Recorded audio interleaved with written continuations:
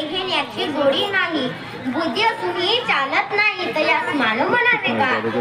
ओळखल्यात का? मी सावित्री ज्योतिराव फुले, सातारा जिल्ह्यातील खंडाळा तालुक्यातील नायगावच्या खंडोजी निवासी पाटलांची मी कन्या. अवघ्या 9व्या वर्षी ज्योतिबा माणसाशी माझे लग्न झालं आणि मला हळूहळू कळायला लागलं की ज्या माणसाशी लग्न झालं तो एक सर्वसाधारण माणूस नाही, या जगाला ऊर्जा देणारा क्रांती सूर्य माणूस आहे. त्यावेळी बायांना उमळवण्याची पद्धत नव्हती. बाईच्या जातीनं कसं आपण बरं आपलं घर बरं, आपली घरातली चूल बरी, स्त्री उच्च नीच असं लई भेदभाव होतं. या सर्वांवर एकच उपाय होता, तो म्हणजे शिक्षण. शिक्षणाचा ध्यास हा एकच खूप ज्योतिरावांच्या मनात.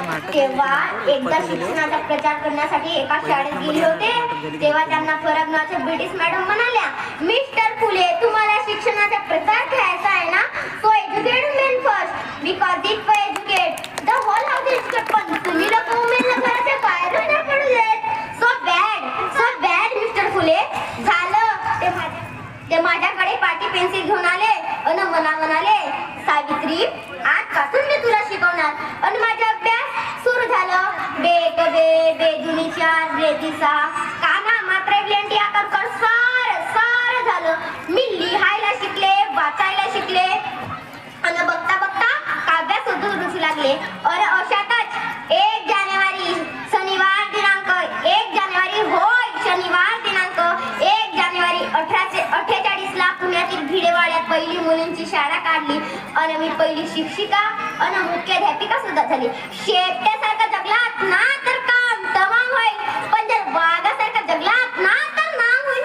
पण समाजाचा मात्र धर्म बुडाला. ओहो, तुम्ही मला सांगा की एखाद्या सामान्य माणसाने शिक्षण घेतला यात कसा काय कुणाचा धर्म उडतो?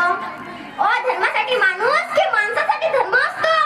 अहो, शाळेत जाताना शेण फेकला मी सहन केलं, दगड फेक केली तरी मी सहन केलं, माझ्या ठुंगीला शिव्या दिल्या तरी मी सहन केलं. पण आता माझ्या सहनशीलतेचा धडा चालूच राहील. आणि तेव्हा माझ्या समोर एक घटिंग आला आणि मला म्हणाला, एक केवढे कुठे निघालीस? आधी आमच्या पोरी बहिणींना शिकवणं बंद कर. तुला तुझी अब्रू प्यारी आहे का ती शिक्षण? कदाचित त्याला माहित नसावा आम्ही सुद्धा ज्योतिराव परिवारांच्या पत्नी होतो. असा हात घुमवला आणि पटकन त्याच्या कानाखाली लावला आणि सुनवला, आज आलाय तर थोबडा फुटला, पण पुन्हा दिसला तर तुझ्या रक्ताने ही धरती रंगवी. स्त्री कोणत्याही जातीची किंवा धर्माची असो ती नेहमी चालण्याची गोडी सोडतो.